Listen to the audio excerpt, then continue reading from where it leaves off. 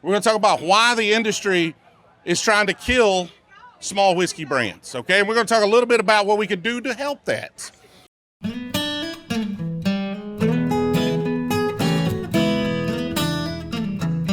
Bruzel had a couple single barrels from us, if I'm correct. 3 single barrels. That tells you what he thinks of us. This tells you what you all think of us. When you got Bruzel in the house, you need a bigger house. I'm going to get out of the way. TJ Gamble, Bruzel, his show.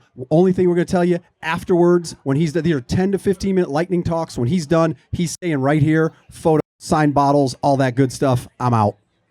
All right. Hello, hello, hello. Y'all hear me in the back? All right. I'm going to do a lot more looking at my phone than I like to because I've got some stats here and I want to be specific about some stuff. Specific is a hard word when you've drank a lot of whiskey today, but I will do my best here. And what we're going to talk about is we're going to talk about how bad it sucks to own a whiskey brand. As somebody who's trying to start his own whiskey brand, we've been looking at a lot of different things in this industry, and we found it does indeed suck to own a whiskey brand. We're going to talk about why. We're going to talk about why the industry is trying to kill small whiskey brands, okay? And we're going to talk a little bit about what we could do to help that.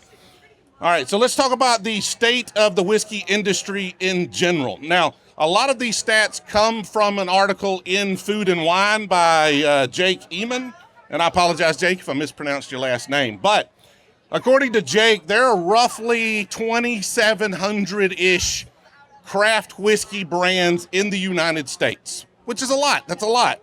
Now, doing some math, I had to do a little math, and if my maths, according to his article, they do about $8 billion in revenue. 2,700 brands doing $8 million in revenue is a healthy market. Sounds great, right? Sounds wonderful. Everybody's making bunches of money. That's a really big market.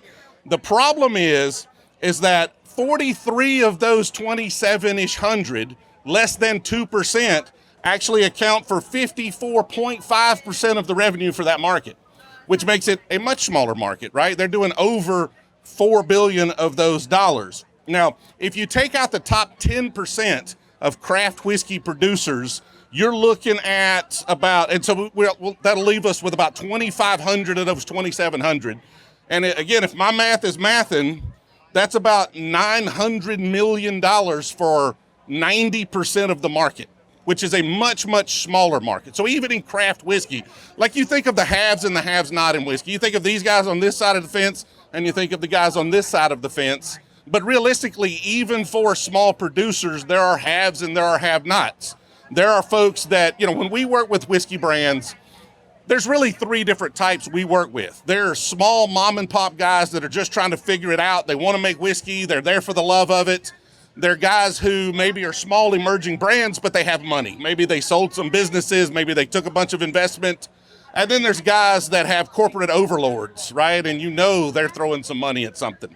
And so there's a divide even in the craft market as to those that have resources and those that do not. And the vast majority by number of small producers do not indeed have resources. Like if they're doing $900 million for the whole market, again, if my math's right, that's like $350,000 a year in revenue on average for each small whiskey producer in the bottom 90%. Okay, and you think $350,000, if I'm just putting that in my pocket, that's a pretty good year. Like, I'm not upset at that, right? I can buy an awful lot of bottles of bourbon for $350,000, but you've got to realize that that's not profit. And I don't know if these numbers in this article include, is that retail price for the whole market? If that's the case, then the retailer's taking a third of that, the distributor's taking a third of that, and the brand's left with $100,000. And if you're making whiskey is expensive. Making whiskey is dumb. You'll see so many of these brands here. Most of them, the majority of them that are popping up these days are what we call NDPs, non-distilling producers. They have whiskey, they're putting out whiskey, they do not distill whiskey. They contract it with somebody else. And because the reason they're doing that is because that's the only way it makes sense. You are stupid if you're trying to distill your own whiskey these days, because it is more expensive to distill your own product than it is just to buy it somewhere. I could go to one of these big guys over here and I could give them money, and they've got economies of scale. They can buy barrels by the truckload. They show up every day. They buy grain in bulk, shows up every day. They've got a still that can put out hundreds or thousands of barrels a day. So their labor costs are next to nothing for making a barrel of whiskey. And so I can go to one of these and I can get a barrel of whiskey made for like $800. And it up or down depending on the scale, right? If I want to make thousands of them, I can get a better price. If I want to make 11, they won't talk to me, but I'll find somebody that'll make it for $1,000 or so. If I want to distill and make my own barrel of whiskey, that might be $1,200 to $1,500 for that exact same barrel. So I've increased my cost 50% just because I want to make whiskey. Okay, so what that means is for small guys, first of all, the guys who are non-distilling producers already are at a disadvantage. Jim Beam or Jack Daniels, when they put out a barrel, that barrel's 6, 7, 8 years old, probably they got like $300 in that barrel. Cost them nothing. If the market goes down and stuff gets cheaper, who cares? Doesn't matter. They'll just lower the price $5, $10. They'll increase their marketing budget and we'll all buy it. Small guys who had to buy that on the secondary market, they had to buy barrels already aged. They've got $3,000, $4,000 in a barrel, or if they distilled it themselves, they might have $800 to $1,000 in a barrel, and then they had holding costs to sit on that. They're already at a disadvantage. But if you're actually distilling it, you are at a significant disadvantage because that bottle of whiskey costs significantly more than almost everybody else that put it on the market, which means if you're making whiskey, you're doing it because you love making whiskey, right? You're doing it for the craft of it. And for me, as somebody who, comes from a small business, my uncle ran a transmission shop. My granddad got up every morning and he retired from Russell Mills, from the cotton mill in Alex City, Alabama. He got up every morning and worked in his little welding shop. I support folks who are doing it for the love of what they're doing. Folks that are doing it despite it not being in their best interest. And so, small producers are already at a significant disadvantage. That's really what I'm trying to establish with that. And then let's talk about, you want to get distribution. You want to sell whiskey. I was talking to Gary from Wood Hat, and he said it's not about how much whiskey you can make. It's about how much whiskey you can sell. Because realistically, if you make too much, that's really bad for you. And if you make too little, that's really bad for you. So it really is about sales. Now, let's talk about sales for a second. For the larger top 10% craft whiskey brands, about 69.1% of their sales come from out of the state of their origin. And that means they've got pretty good distribution. They obviously 40%, if they're a big craft whiskey brand, 40% is coming from their state. And so they've got great traction there. But for small producers, 6.9% of their sales come from out of state, which means they have almost no traction outside of their own state. And so what that basically means is you've got an advantage in your own state. People like buying local. They like coming and finding something in Chattanooga or Gatlinburg or Alabama and saying, I was in Alabama and I bought an Alabama thing, right? And so you've got some ability there. Also, the distillers in that region, they can go to events, they can go to festivals, they can promote themselves, they can get out there, but it's nearly impossible for them to go 12 hours away and do that in another state. And so when you're even a big craft producer, you can go hire sales reps, you can get them in the field, you can promote your own brand. But when you're a small guy doing it for the love of it, making tens of dollars, really hard for you to do that and grow your own brand. And so the problem being is that we've built a system that does not support these small producers. And as a matter of fact, instead of supporting them, it does everything it can to hamstring and hinder the small producers from being successful with their brands. And because of that, most of the small craft producers, especially the ones that are distilling their own stuff, are going to really struggle to survive over the next several years.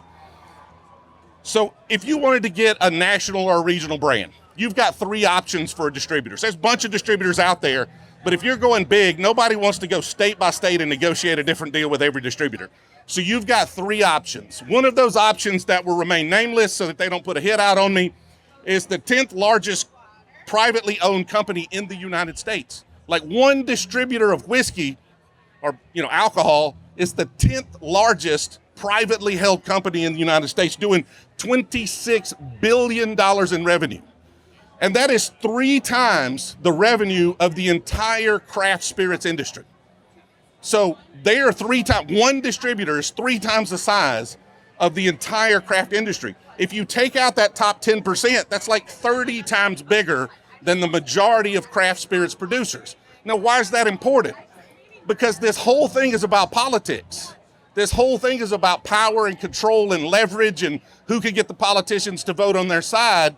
And if you've got big money, you've got big leverage. You get to donate to campaigns. You get to have lobbyists go schmooze people. And if I'm a small mom and pop guy that's making $100,000 a year back on my $150,000 investment, and otherwise I'm losing money, hard for me to pay a lobbyist to do much of anything on my behalf, right? And so the three-tier system, sure, it has a place. If you're a big producer, if you're Jack Daniels, it's in your favor. You want to go through the three-tier system. It helps you out if you've got volume. If you do not have volume, it does everything it can to hamstring you from actually getting volume. Now, there was an article, so after this Food and Wine article came out, of course the distributors can't just sit there and not say anything, right? Because if too much groundswell happens, well, change might happen. And oh my God, we make $26 billion. We can't have change. That sucks. Let's avoid that change. So let's put out a rebuttal. So let's look at some of the points from their rebuttal. And y'all tell me what y'all think about these points for this rebuttal. So the Wine and Spirits Wholesalers of America response basically said, yes, we understand craft whiskey producers are struggling, but they're struggling because the economy sucks. They're struggling because everybody's revenue's down, the whole industry's down, gas prices are higher, and so the whole market is going down. I mean, that's fair, right? Like every good political positioning begins with some truth. You want that truth. And it's true. The economy sucks right now, but gas prices are higher. A loaf of bread's like $8,000. Like, it sucks right now.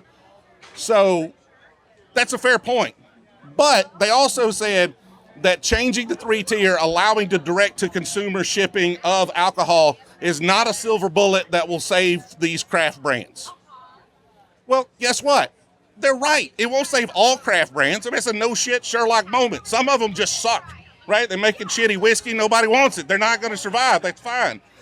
But at least gives them a fighting chance, right? Like when the economy's tough, when things are tightening up, when everybody's being more selective about what they're purchasing, story matters more, right? The finding these craft distilleries that you relate to matters more. And so now is the time to actually tighten up. Now's not the time to say, well, the economy just sucks. Why, let's not let them do anything to fight. But now it's like, okay, we've got this whole economy of all these small brands. Why don't we enable them with the tools so they actually stand a chance of surviving this economy instead of just letting them die, okay? And so let me go through this, make sure I got all my points here. And so why is whiskey different? Like, why is whiskey different? Why is beer different? Why does beer have one rules, wineries have a different rule, and spirits have a different rule? Wineries can ship to 47 U.S. states and the District of Columbia. Spirits can ship to 8 and the District of Columbia. Why is that different? We raised the proof a little bit, and all of a sudden we're scared the kids are going to drink it or something? Okay, because I know a lot of kids that love some Boone's Farm. So you can ship that around, right? Most kids are not jumping on some 140 proof craft whiskey. So, like, don't give me that excuse. Give me a legitimate excuse. I want to hear it. I'm sure there's one. I don't know what it is, but wine's no different. So I don't know why they have the laws in their favor and craft producers do not. We lock distilleries into unfavorable contract. Like some of their distribution contracts are for life. Like, it's easier to break up a contested marriage than it is to get out of your distributor contract. And so you're locked in across the board. You've got terms that are not in your favor. They're taking 20 to 30%. You go to the store, you buy a bottle of whiskey, 20 to 30% of that went to the retailer, 20 to 30% of that went to the distributor, and like 8% of that ended up as profit to the manufacturer of their whiskey. The person that makes the least amount of money on a bottle of whiskey is the person who actually produced that whiskey. And so, like, we're just not even really giving them a chance because they're only making small margins. And you lock them into these crazy contracts, and then what you do is they're not moving. And it makes sense. Like, I'm a distributor. I got to feed my family too. I'm making $26 billion. I'd like to keep that up. Yacht payments don't make themselves, And so I want to keep that up. I'm going to put the whiskey in that is selling. Like, don't sell upstream, right? Whatever's selling, let's keep promoting that. Let's push that. Whatever's got a great story, let's get that into the market. If you've got a craft brand that's not moving, why am I going to spend a bunch of time producing it if nobody's going to buy it? Makes no sense whatsoever. That's fine. That's understandable. But don't then hamstring that brand from fighting for themselves. If you're not going to support them, allow them to support themselves. And so you do that, but you're getting it both ways, right? You just shelve them, you put them in a back room somewhere, you don't push them in stores, but then they can't go out and fight for themselves. They literally have to come up with their own sales team. You're giving them 30%. They're making more money than you. You have to take your 8% margins, hire a sales team, and go into every one of those markets to push your whiskey into a liquor store. And so, it sounds like we've built the perfect system to kill the American dream if the American dream is trying to build a craft distillery, right? It's not a system that is fair. It is a system that is built for the big boys. And my voice is cracking. That's how emotional I'm getting about it. It's a system that's built for the big boys. It's not meant for these craft distilleries. And these distributors would rather sit around and let these small brands go out of business than they would change one thing about the law to enable them to sell more whiskey, because they're afraid that if we change if they give 1 ounce, then that opens up the whole 3-tier system to be reviewed and possibly changed.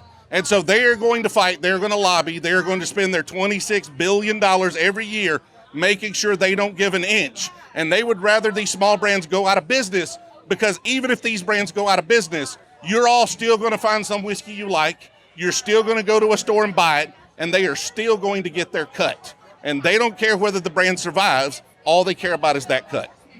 Appreciate it. So we don't have to go to church tomorrow now, because we just heard the preacher right here. 2 things to give it. Or number 1, small craft whiskey, no matter what state you're in, no matter where you are, small craft whiskey, give it up. Number 2, Bruzel.